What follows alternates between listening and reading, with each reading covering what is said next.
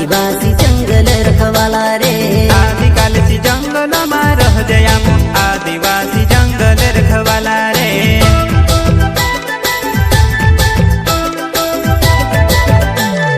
चल जंगल जमीन काज पूजे रे आदिवासी दुनिया ने रखवाला रे बाप देव खतरी काज पूजे रे आदिवासी सबसे निराला रे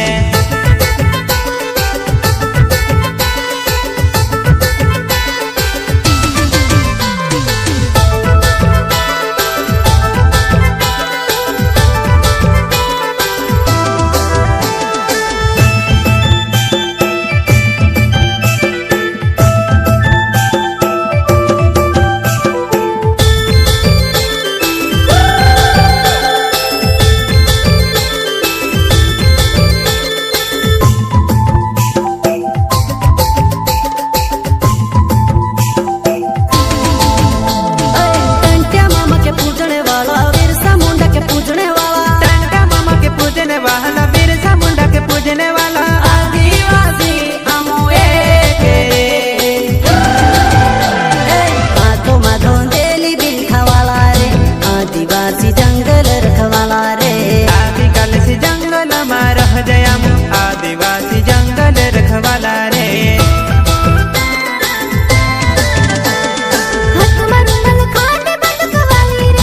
आदिवासी छोरी में वटवाली रे